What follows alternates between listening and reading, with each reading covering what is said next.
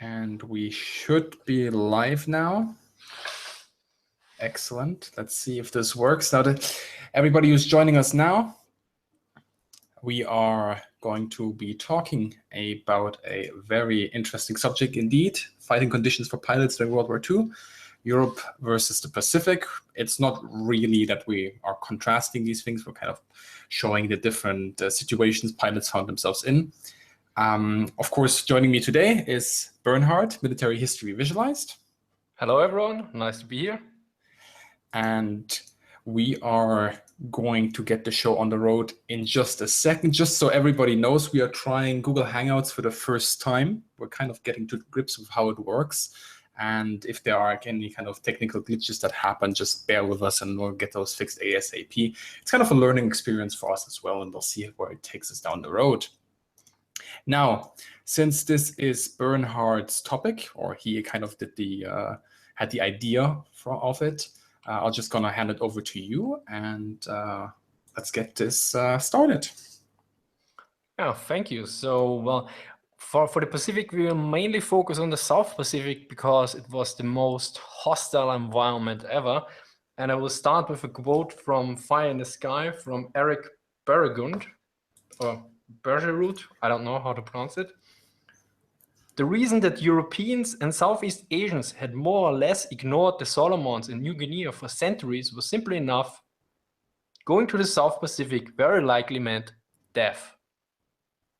This gives you a brief idea what the pilots faced there, and one of the many problems were diseases, and one of the strongest was, of course, malaria. And it's quite interesting. The pre-war policy for malaria was, if a pilot had contracted malaria, he was grounded for 2 years, not showing any symptoms, and then he was allowed to fly again.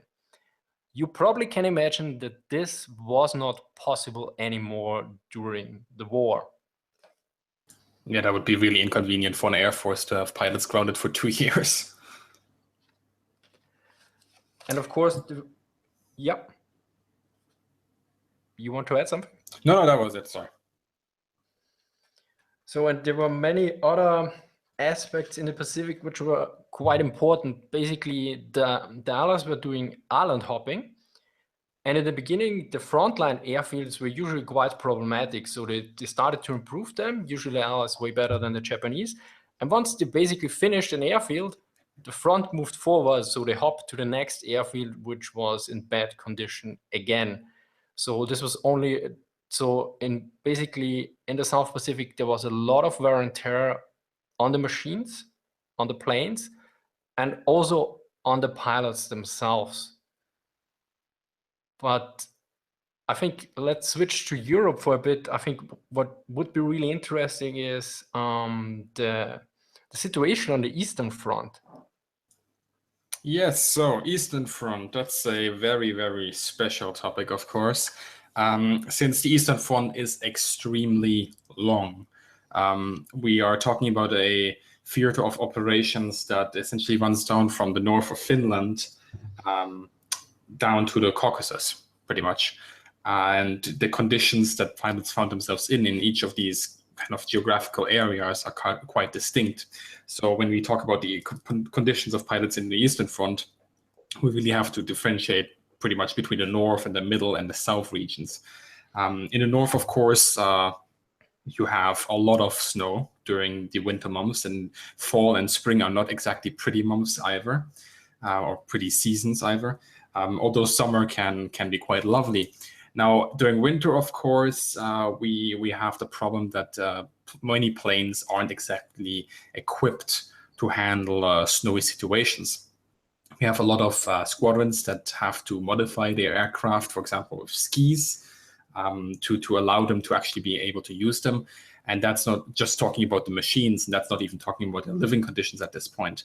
As you can imagine, there are not exactly the ideal amount of airfields around the front lines with the quality of housing and facilities that would be needed during wartime operations.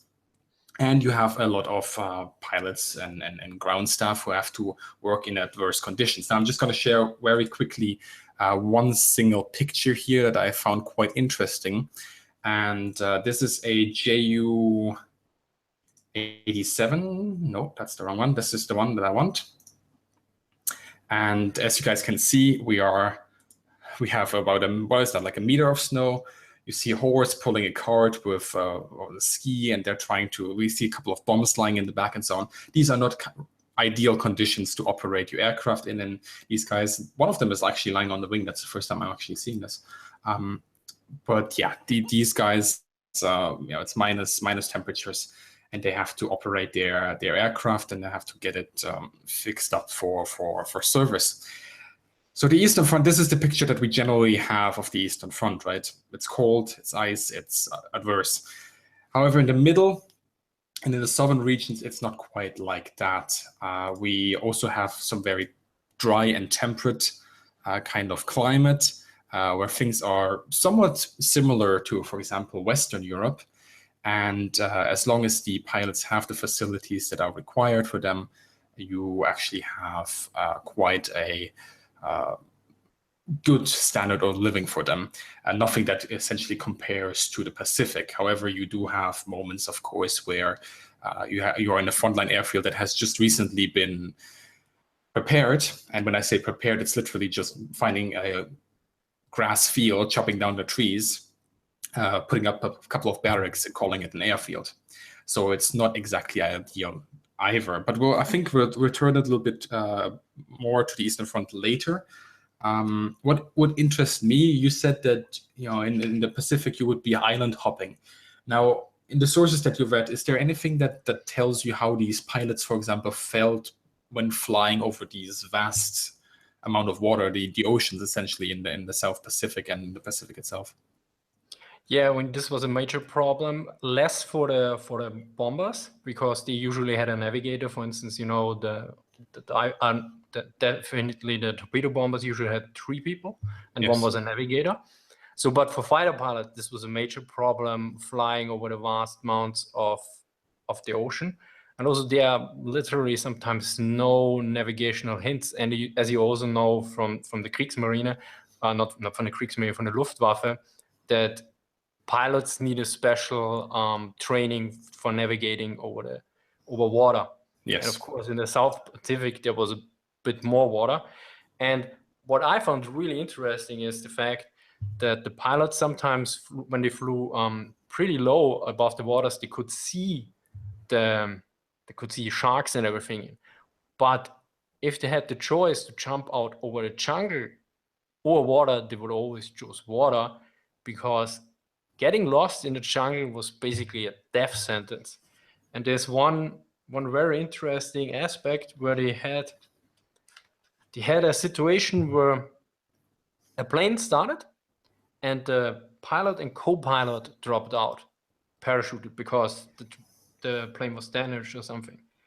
The co-pilot bailed out 3 miles away, and it took him to get back, and they had a search from the plane. airfield, right? From the airfield. And they had a search plane and natives and everything, and it took him 3 days to return. The other guy dropped out 7 miles away, and it took him 7 days to return. Wow. Here's the quote: "Most US soldiers never went inside the jungle because it was near suicide." So if you went down, it was curtains, except for those men we saved near our base. We never had a single prisoner of war or a single survivor from any of our men that went down. Damn. So, and as you mentioned, in World War II, most airfields were basically dirt tracks. Yeah. And there's very few prepared airfields, and it actually requires a lot of effort to build an airfield. And that is not something you exactly want to invest in, especially if you're not sure if you're going to hold the territory that you're in. I mean, that's, for example, I don't want to encroach on your topic too much, but Henderson Field, for example, that's an airfield, a rather substantial airfield that the Japanese built. And once it was built, they actually got it finished ahead of schedule and were extremely pleased. They even give their work party an extra food ration for that.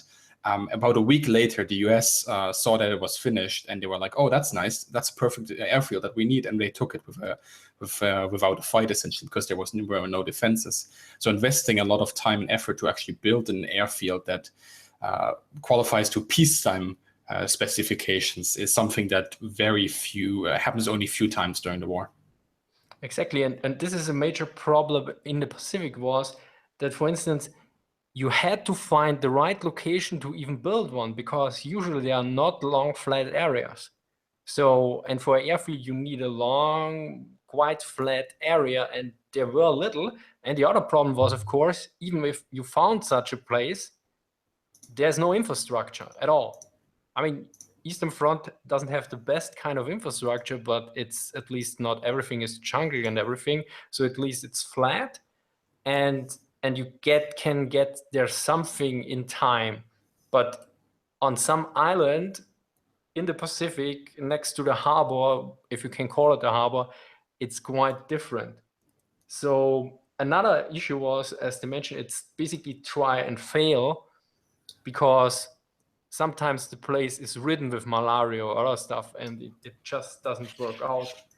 I mean, here's a quote: "A good base was not a good base was not only a strategic necessity; it was a gift from Mars, the ancient god of war." Is that the same book? Yeah, that's the same Can, book. can you say the title again and the author, just so people can catch on for that again? It's Fire in the Sky from Eric Bergerud. It's really interesting. A lot of information on this. I'm going to type that in the chat in a second. Fire in the Sky. By Eric M. Bergerud. Bergerud. Okay, that's more or less the author's name. I probably misspelled that, guys. But if you're interested in that book, it is correct. It's Eric without the H. Oh, it's without the R. Okay, it's the American version of Erich. Yeah, Eric. So if you want to check out that book, that I think you quoted like 3 times now, so it must be absolutely excellent. I myself have not yet read it. I'm getting the feeling that I should. So that's probably a book that might be interesting to check out. I have a question for you. Was there any specific mention about diseases on the Eastern Front? Was there a major problem for the pilots with diseases? Not too much on the Eastern Front, more so in Africa. Yeah, okay, in Africa, yeah, that makes sense. On the Eastern Front, sanitation-wise, obviously it wasn't as great as on the Western Front, where this is a very compact operational theater where you can also get medical assistance very quickly. But diseases were mainly in Africa. And then the pilots usually had the lowest dropout rate, because they were usually quite far away from the frontline units, let's say. And there's also a big difference between, for example, the German army in that sense and the Allied army. Because I know, for example, that the German Wehrmacht had absolutely no specification when it comes to sanitation. While the British, because I guess because of their colonial legacy, they had specific specifications that told their troops, okay, when we stop at a given point, the first thing you guys build is a makeshift toilet, for example. The Germans didn't have that, which from our perspective now seems somewhat bizarre. But there were quite a lot of dropout rates in Africa, in the Africa Corps, amongst the soldiers, not so much amongst the pilot. And in fact, Rommel was one of them. So that kind of goes to show how poorly the situation was managed in that regard. But yeah, maybe I'll just talk a little bit more about Africa then, since we're already on the topic. So Africa is a rather interesting operational theater for aircraft. First of all, because it's completely hostile to aircraft. It is not exactly where you want to bring a highly technologically advanced machine, because it's generally not built for those kind of purposes. Now, there were, of course, makeshift solutions to this. I'm just quickly gonna show another picture here. This is a BF-109, and it has an oil filter. And excuse me, not an oil filter. It's a kind of a tropical filter. That's what they call it. It's something that was placed on the cooling intake of the aircraft. Now, this is something that you see on pretty much all aircraft that was sent to Africa, the African theater. And the reason for this makes sense, for example, when you see this picture. Now, I can't fully say where this was taken, but as you can see, a couple of BF-109 starting. I don't know where it was taken and when, but when you see this picture, it makes sense that you don't want all this kind of stuff, all this sand in the cooling system of your aircraft. Obviously, visual range in a desert is quite impaired by this kind of sand. So taking off as a squadron was somewhat different than what you would expect, for example, on a airfield in Europe. So you had a lot of takeoffs that were parallel to each other instead of behind each other, because you obviously can't do that. And you had a lot of ground staff helping you taxi the aircraft. For example, this is a Kitty Hawk, or a P-40, let's call it. Everybody always argues about the names, but there we go. You have a technician riding the wing, essentially telling the pilot where to go. Now, this is, of course, Kitty Hawk, or the P-40 is not the easiest plane to taxi. That is also a reason for it. But all this dust and so on is not helping either. So for theater of operations, just handling your aircraft in Africa is not exactly something that is straightforward. When it comes... Yeah, sure. Yeah, it's very interesting. I mean, the BF-109, I mean, I know you don't like War Thunder, but in War Thunder, there is a tropical version of the BF-109, which would be that version. And here's the interesting part. The dust was a major problem. This is also mentioned in the book about the Pacific, because if it gets into the air filter, it gets in the whole machine. And these are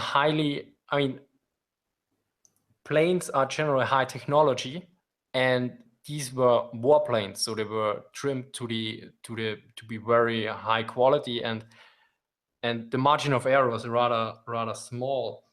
And another problem was from the dust, because you also had it in the Pacific. It was wet and then it was hot again, so you had also a lot of dust, but it also went into the instruments. Yeah. So sometimes they had to abort missions due to failed instruments, or even worse, there were accidents due to the dust damaging various instruments for the altimeter, the speedometer, or other instruments or other parts. And also about the taxiing, I think Bergerud also mentioned something, that taxiing was quite dangerous, but I can't remember exactly why, but they had a lot of people that lost planes there. No, it's in theaters like this that don't have, let's say, a temperate climate. You have a lot of wear and tear on the machines, and that is essentially something that is pretty much something that hounds the Luftwaffe in Africa quite severely. Because, for example, when JG-27 goes there, Jagdgeschwader 27, they start out with roughly, I think, 120 machines, and just before they pull out, I think they have 6 machines left. And not all, of course, a lot of those were lost to enemy action, but there were also dropouts from just the climate and from the conditions, something that would not have happened in a different kind of theater. Something that is perhaps goes into also what you said about this kind of vast open terrain in the Pacific, where pilots had to fly over, which was quite difficult. Something very similar is actually happening in Africa. Now, of course, we're not flying over water, we're flying over a hard surface land, but there's nothing there, except for the front lines and a few lines of supply lines. There's not a lot going on in Africa. So you have a lot of pilots, for example, when they are hit and they realize their plane is badly damaged, still they refuse to bail out because they don't exactly know where they are. They might have a gist of where they are because 30 minutes ago they flew by some kind of landmark that they recognize, or by some kind of village that they recognized, but they don't really know exactly where they are. So you see them, even when their engine is overheating, when there are oil leaks and so on, they're taking everything they can out of these engines, abusing them to a point where usually you would never take an engine like that, just in a desperate effort to get home, or at least get close to the front lines where you can then bail or try to crash land if you still think that you can save the aircraft, which is probably not going to happen at that point. But for example, yesterday when I was doing a little bit of reading here on this topic, I read the account of a pilot from JG27 who essentially said that he took his aircraft's engine to roughly 200 degrees, and that is way over what it should be. The oil temperature was just off the meter, and he knew the engine was already destroyed. You're not going to get anything out of that engine afterwards, but he just kept the throttle wide open, trying to get home, and he just barely made it to the front line. He actually landed in a minefield, where then German pathfinders, which is kind of scouts, found him and they took him out. So he was very, very lucky. But that is something that you see a lot in Africa, and I guess you would also see it in the Pacific. Perhaps in a desperate effort to get back home, but it is not something that, for example, is something you will see in the Western theater of operations or in the East, because you have relatively short transit lines, and it's easy to bail out somewhere where you have a reasonable chance of getting home. Yeah, I can't particularly remember something reading on that, but the one thing was clear. If they tried to land, they always tried to land near the coast. So not in the jungle, and ideally not in the water. So in a way, they were trying to get there. So I guess there's a difference. They probably tried to get as near as possible, but they were always, most of the time, flying over water or jungle, whereas the desert is... You don't want to land in the desert, but it's at least somewhat possible. But yeah, that makes sense. Okay. Yeah. I have one question, because I have something interesting here for another book to quote. The Caucasus, was there any issue with the maps and the altitude in specific ways that they had to adapt the maps or had certain troubles when they're flying over mountains? Not that I specifically recall. It is, of course, a mountainous region, so I can imagine there being some issues with navigation there, especially in adverse weather. However, I know that the the German fighter pilots, were usually grounded during bad weather in nearly all theaters of operation. So they wouldn't fly anyway. When it comes to the bomber pilots, they were specifically schooled in line flying and so on. Whether they would take it into the mountainous regions, I severely doubt it. So I guess if they had an operation planned for a specific area and they knew there were mountains, that they knew the weather was bad, then they probably wouldn't fly. And they probably had pretty good maps, because for China, for operations in China, they had one problem, that the information was usually not good enough. So Curtis LeMay, those who know him, he was basically a bomber general, yeah. And he gave this instruction, to quote from Whirlwind, from Barrett Tillman: "There was never enough information, not on weather, maps, or targets. Some charts were demonstrably wrong, leading LeMay to resort to the old airmail pilot's formula: at 2,000 feet to every mountain for oneself, and 3,000 more for the wife and children in altitude." So that you have a lot of margin, that you don't crash into a mountain, because they had quite some losses due to this when they were flying supplies in and out of China. Can you just put the book into chat as well, so people? Yeah, I will write it down while you talk on. Yeah, for maps and so on, I'm not actually convinced that the Germans had excellent maps when it came to the regions that they were invading. But it is not as bad, probably. Probably not as bad, yeah. And I think they could also, since you can, of course, when Operation Barbarossa started, they overran quite a lot of airfields. So my guess is that they got a lot of their maps from the Russians themselves and then reproduced those. Now, I don't have any quote on that or any specific information, but it's just something that comes to mind now that I think about it. Also, the Germans did do quite a lot of reconnaissance flights So it makes sense for them also to incorporate the information that they have there. And they did a lot of weather flights as well, with checking out the weather far away regions as well, and giving accurate information to their pilots. So that is, I think, generally the German approach. For the Russians, that is something I don't know, but yeah, the Germans certainly tried their best in that regard, I guess. All right, so that is going through some of the harsh theaters. We're going to, I think, return to the Pacific in a second again. One thing I want to talk about now, before we may perhaps turn ourselves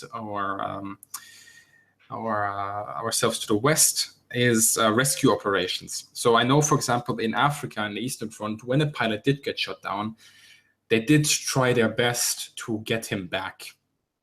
In Africa, this was, of course, even harder than anywhere else, because you don't exactly know where he went down. In the Eastern Front, it's a little bit different. So, for example, I read an account from a Kampfgeschwader. They lost one of their bombers going into the Soviet territory.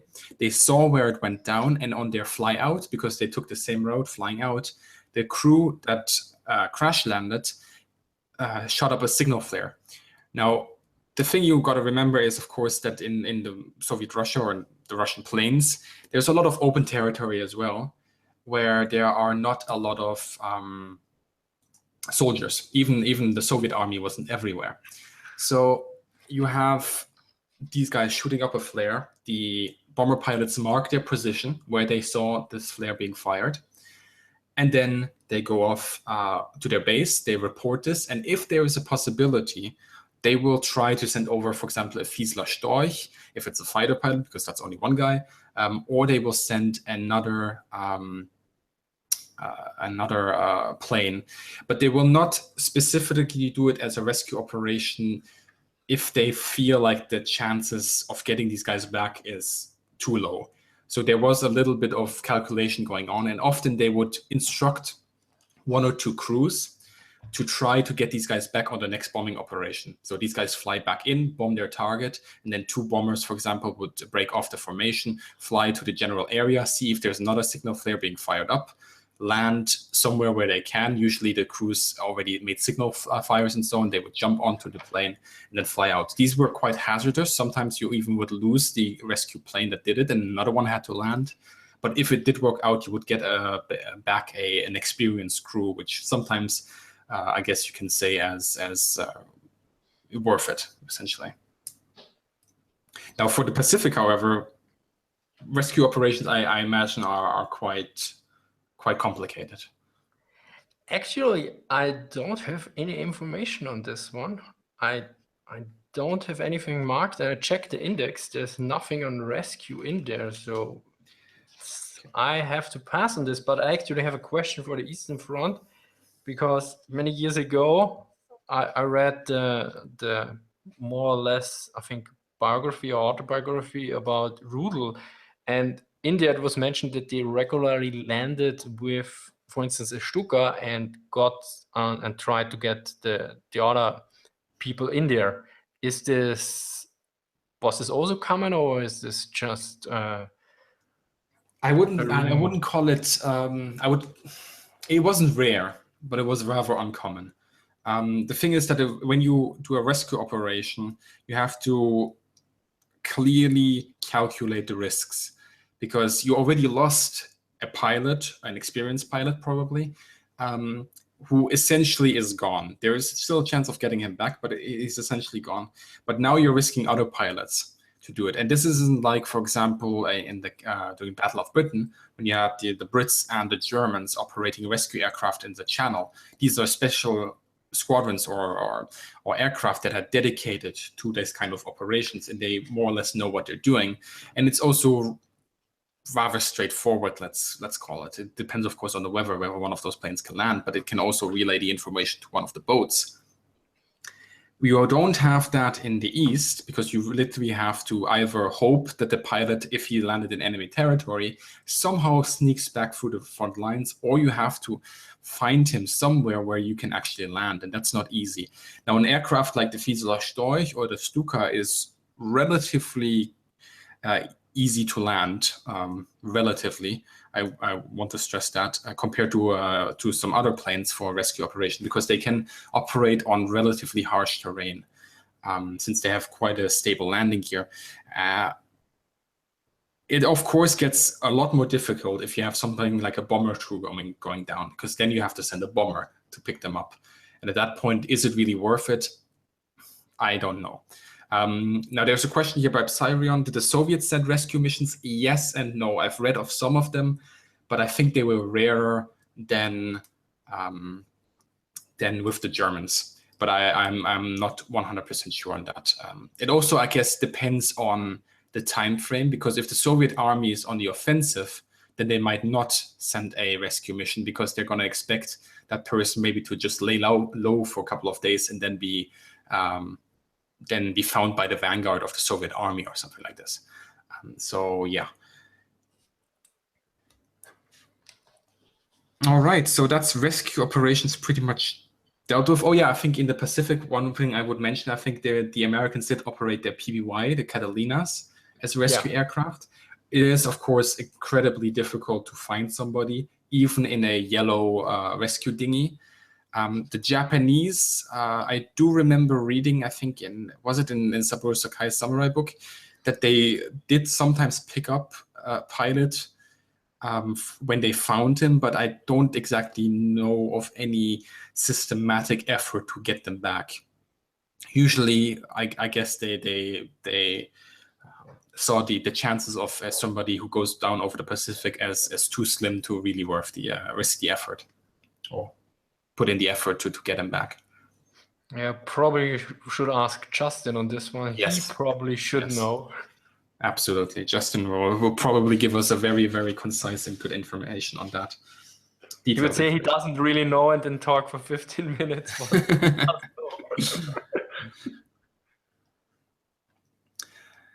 Okay, so Africa, Eastern Front. Is there anything that we can Pacific maybe talk about again? Is there anything that we missed before we maybe go to Western Europe? Well, probably the only thing worth mentioning, which I mean, one interesting aspect about airfield construction is that the US usually contracted or got into the army experienced people from the civilian area, whereas the Japanese often used forced labor or draftees from Taiwan, for instance, or Korea. So there was also quite a difference in motivation and probably also qualification in building such airfields.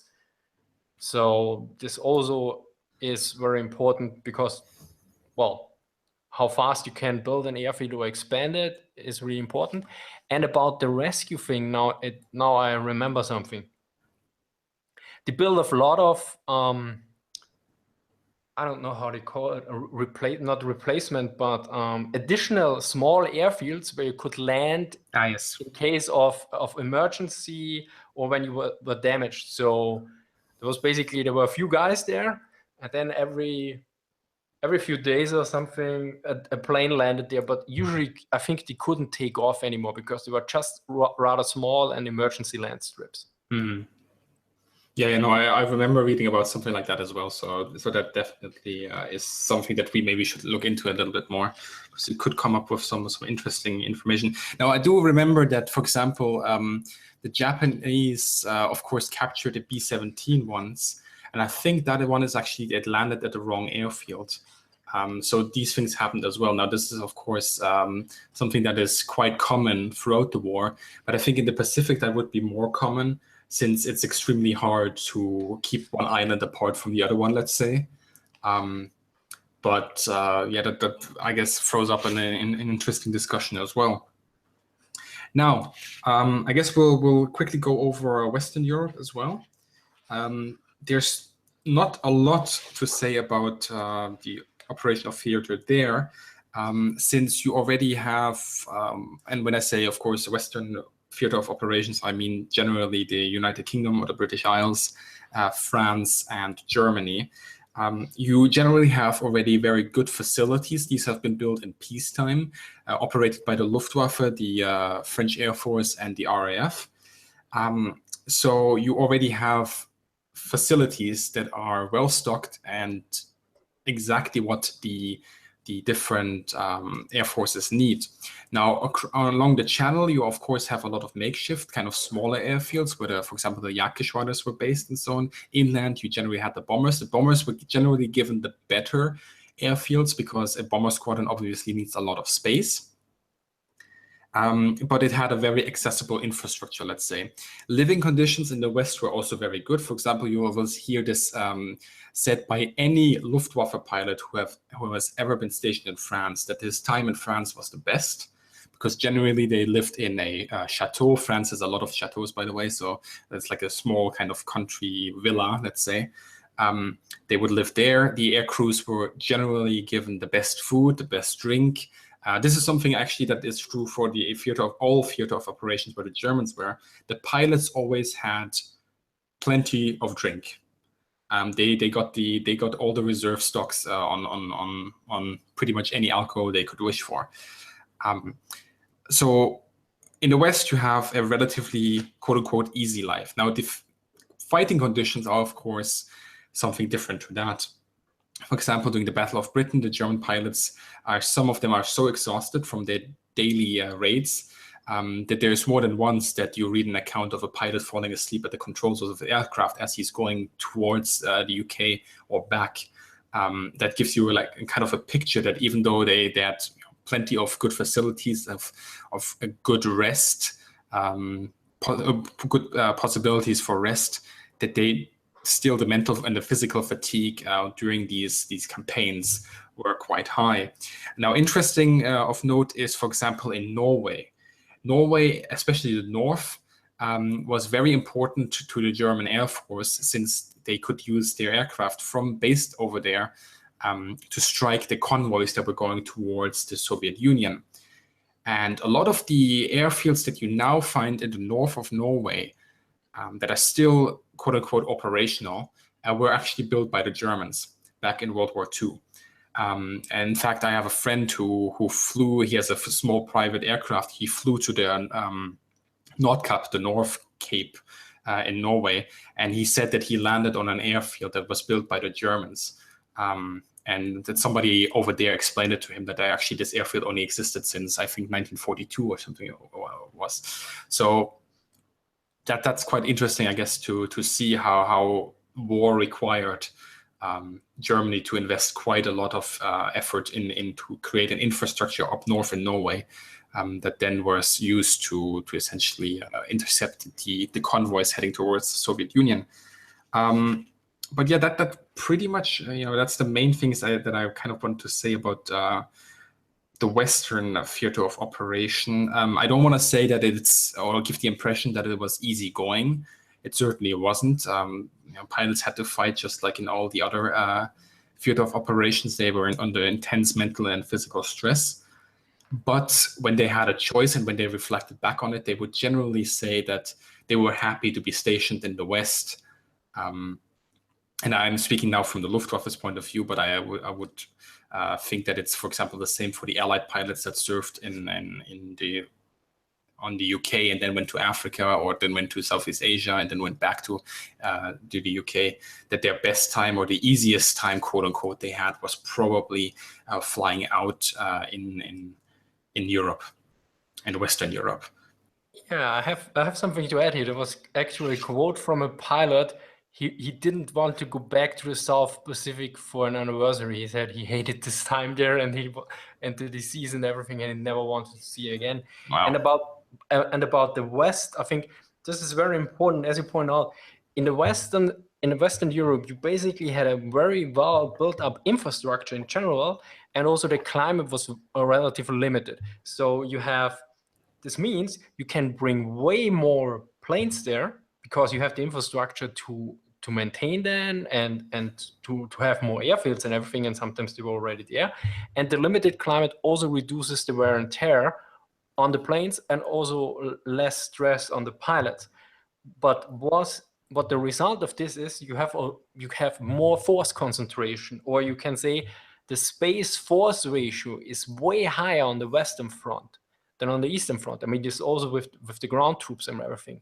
So the war especially is quite different on the Western or Eastern Front or in the Pacific in that case, because if you look at the Pacific, there were a handful of divisions. Yeah, you needed a few divisions to capture a major strategic position, which on the Eastern Front you don't show up with 2 to 3 divisions. You show up with at least 1 or 2 corps and Panzer Corps or something. So, and this is what I'm actually planning to do a video on the space and force ratio, because this was mentioned in a Cambridge History of the Second World War article, which I found very interesting. I'm gathering data now, and this is just reflective of this again, because better infrastructure, you can support more troops, but this also means that the fighting will be more intense. Yeah. Actually, now that you mentioned the keyword space, that brings me to another thing that I wanted to say about the Eastern Front.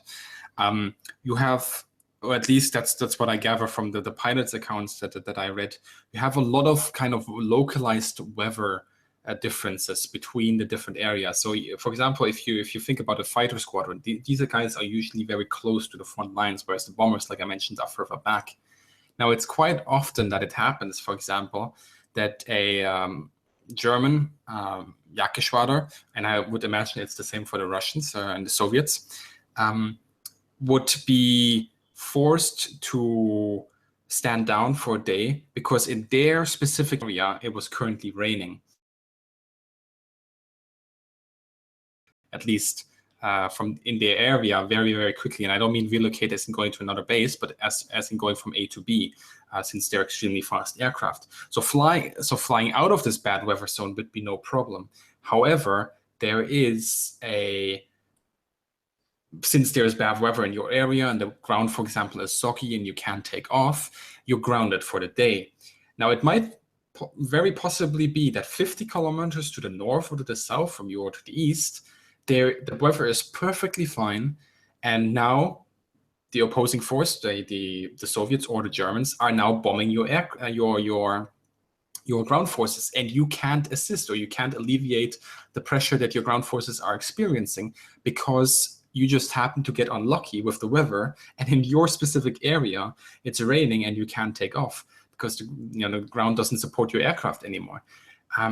So this is something that I read a lot about the Eastern Front, where pilots were cursing the kind of localized area, and that's why they were also relocating quite often, or spacing out their Gruppen, even just the flights within the Gruppen on different airfields sometimes, just to kind of try to get around the natural conditions that exist on the front lines. Yeah, I can imagine also this would probably cause some trouble with the army, and especially the psychological effect, which we discussed already once on the ground forces. If their own air force doesn't show up, is quite tremendous. Yeah, so I think we can wrap this up and answer some questions. What do you think? Yes, I think that we pretty much talked about everything we wanted to say. We probably missed a few things, and we're going to slap each other around with those things in after the stream once we remember them, as it always goes. But yeah, if you guys have questions, feel free to ask them now. If you can, please mark myself, that's Bismarck, or Military History Visualized in your question so we can immediately read it. Write an ad beforehand, before the name, yes. ad, and then because it highlights us in the chat. Exactly, and that helps us see your questions better, and then we can answer them. And if you want to ask us something that is unrelated to the topic and right now, I think that's fair enough as well. Yeah. Okay, let me put my notes away here. Actually, I have so many books around me; it's unbelievable. They're all in grabbing distance, all around me. Yeah, same here. And I have them in every room now. Yes. Oh, yesterday I was going through all the chronicles for the Germans again and trying to find some examples and so on. And I think there's two books in my bedroom. There's probably one in the bathroom. I don't even know. So There's a question for you, actually. is there? Let's see. Did Romania or any other German allies, such as Bulgaria, etc., have an air force? Yes, they did. Yeah. Yeah, and they even had their own aircraft, some of them. And the most, at least personally, I find the most interesting the Finns, because they literally had a flying circus and they did really, really well in it. Yeah, they did. Actually, there's an interesting story with Romania switching sides and a German Jagdgeschwader being stuck over in Romania with all the flak guns around the aircraft being operated by Romanians. That's actually something I could maybe once make a video about. But it's quite a tragic story. The pilots get away, but yeah, a lot of people don't. Somebody asked, did Germans use frozen lakes as airfields like Finns in winter time at Eastern Front? I think they did less so than the Finns and the Soviets, but I think I've read sometimes that they did, but I don't think they actually really enjoyed that all that much. Another question for me, by Psyrion, you guys mentioned that the runways and airfields were just fields. How common were actual concrete runways? In the grand scheme of things, very uncommon. Most airfields were grass and fields. You, of course, had also, during the winter, you had kind of compressed snow or flattened snow, ice, frozen fields, frozen lakes. But the real concrete runways were generally located in the West. That is Germany, France, and the UK, because those were peacetime airfields. The Germans at the end of the war sometimes also used their Autobahn.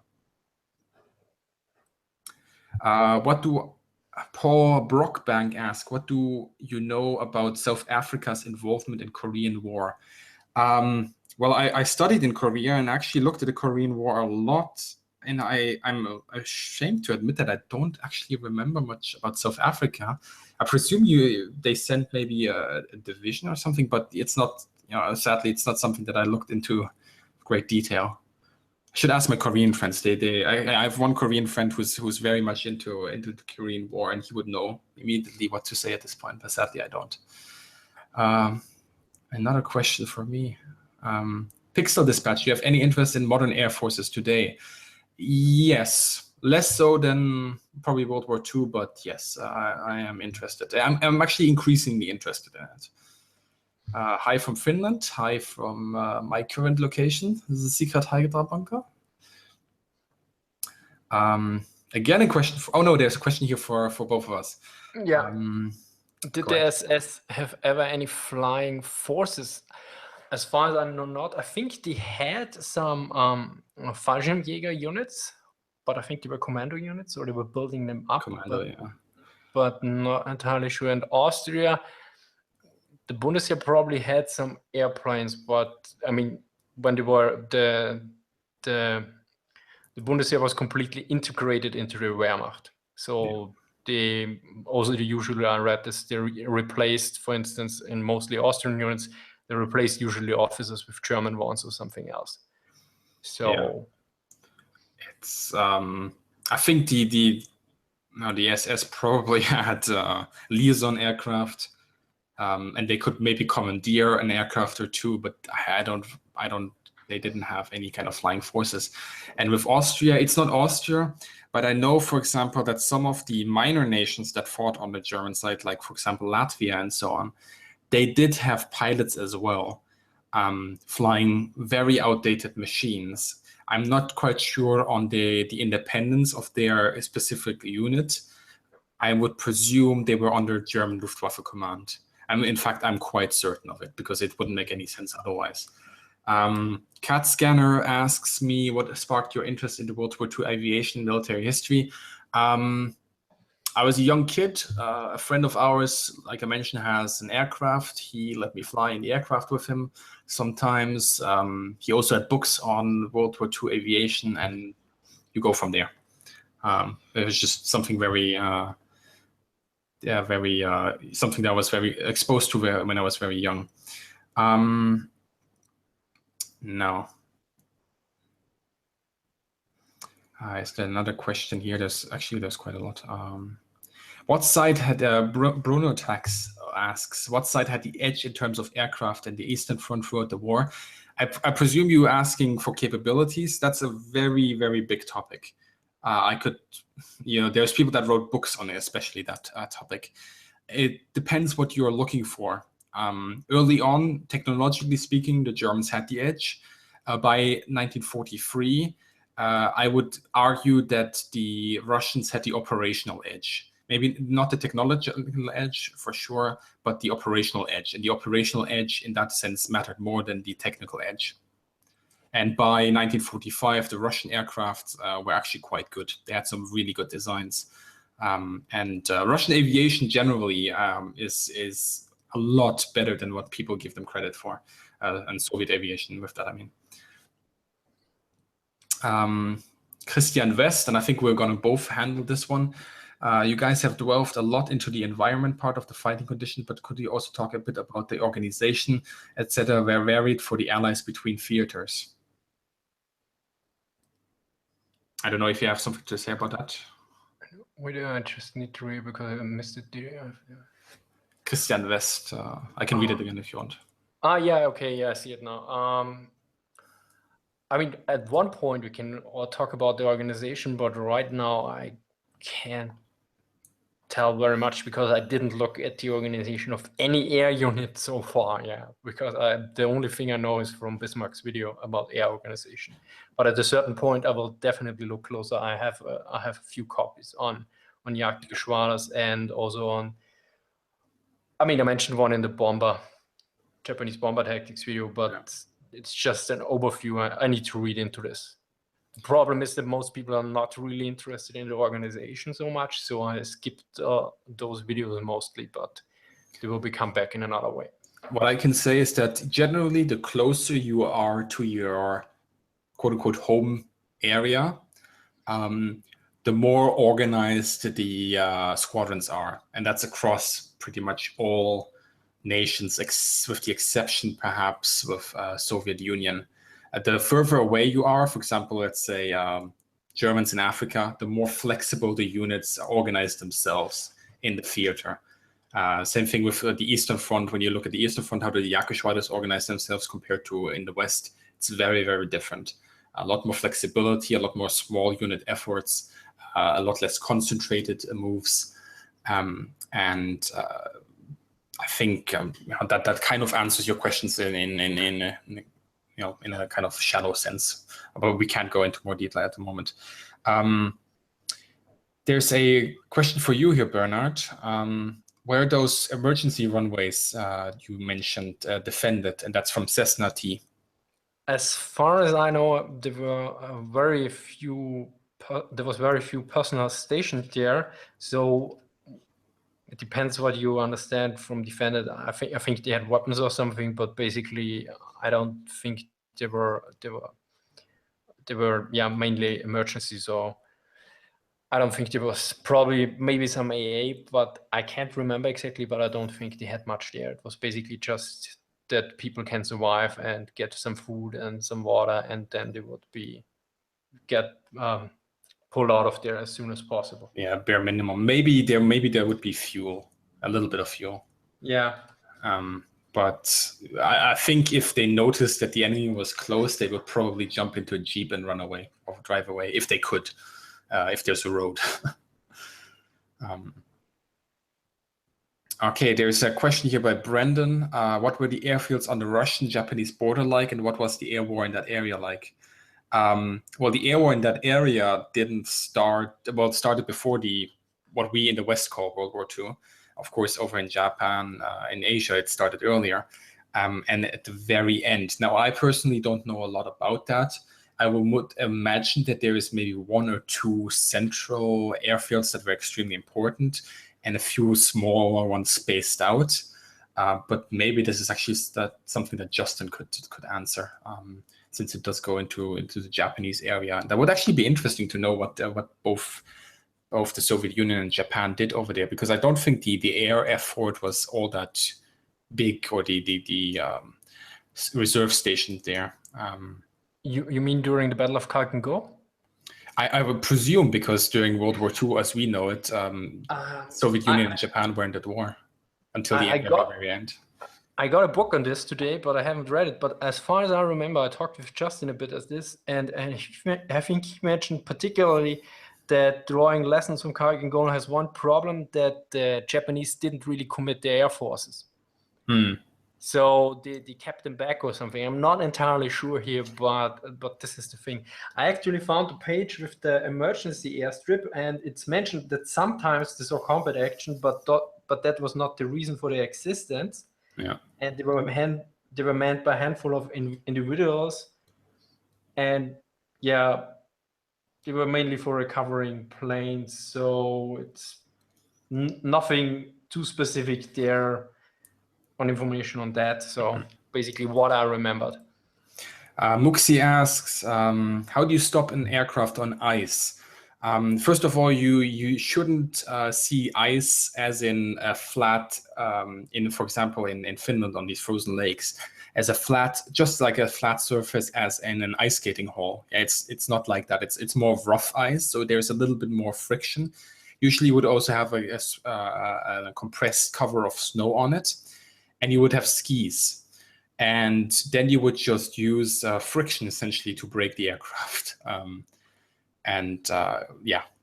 You do sometimes have these accounts of pilots, sliding on ice for quite some time, but eventually they would stop.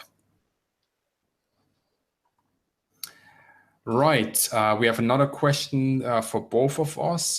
Dorothy Bro, he asks, military history and me. Will you ever do a video on the siege of Sevastopol from the perspective of the Germans and Romanians? I probably at one point will do a video on the siege of Sevastopol. I'm not sure if I will include the Romanians or not, or to what extent, because to a certain degree it depends on the sources, and also usually I cut a lot usually out of my videos, so it really depends on the situation. I can't confirm. Also, I did already a video on Romania that was specifically on Romania, and I want to cover more minor nations in general, but so since Romania already got one video, I probably will try to focus on another minor axis or a minor allied nation.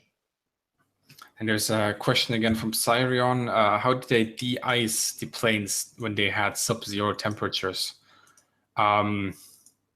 Yeah, they did have to de-ice them sometimes, especially when they're out in the cold and it snows during the night. However, they also usually cover them with planks and so on. I think at some point I heard somebody tell me once that you can use a kind of fuel to get rid of ice, but I'm not quite sure if that is something that they did on these planes, because you don't really want to put fuel on your aircraft. Yeah. That is not something you want to do. I heard it, or maybe I read it somewhere, that maybe that was a trick, but I would be very careful when I do that, and I would not do that close to the engine. But I don't have actually no source on that, so don't take this as canon or whatever. Don't take this as me knowing what I am talking about. This is kind of brainstorming. So I think we're nearing 1 hour. Yes.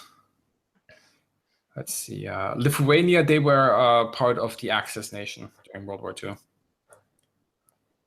Well, they kind of had no choice, but yeah. Yeah.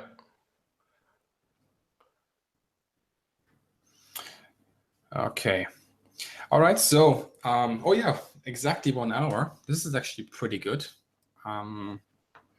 I don't know if there's any last thing that you want to mention about this topic. I think there was a question if we would do a complete video on this. I originally wanted to do a complete video on this, but the thing is, I assumed that the view numbers wouldn't be too high, and since every video takes at least 10 hours, but usually more to 20 hours, I now focus more on popular topics, and of topics I think they are less popular, but still interesting. I will try to put them in live streams. So this is my approach now. So basically, if there's a topic which gives a lot of good views, there's something different. And also, of course, the adcopolis was a little bit problematic in that regard because, well, it still hits bad. Yeah, the adcopolis kind of hit all of us here on YouTube. Yeah. We're all in the same show together. So yeah, I guess it hits you more than me. I mean, for me, it's not problematic in that I have to drop my channel or something, but it just like I had to pull back a lot on the expansion and also cut, for instance, topics I would have covered beforehand. So now I'm more like, okay, I need to do more popular videos again, and this is, yeah. So I've tried to counter this by doing these live streams on topics which I think is very interesting for our core audience, but not for the majority out there.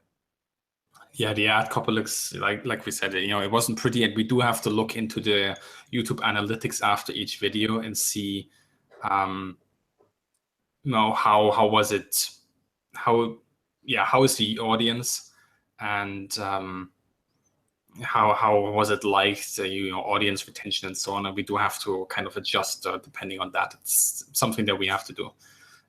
Since for Bernard here, this is his full-time job. For me, it kind of is as well at the moment, and without some income, we can't do this. So yeah, that's sadly the reality of the situation. Oh, there's Bo here. Hey, Bo. Hey, Bo. Hello. Okay, so I think this wraps it up. I apologize if we couldn't answer all your questions. There were quite a lot of them. We tried to get most of them. So thank you very much for joining us.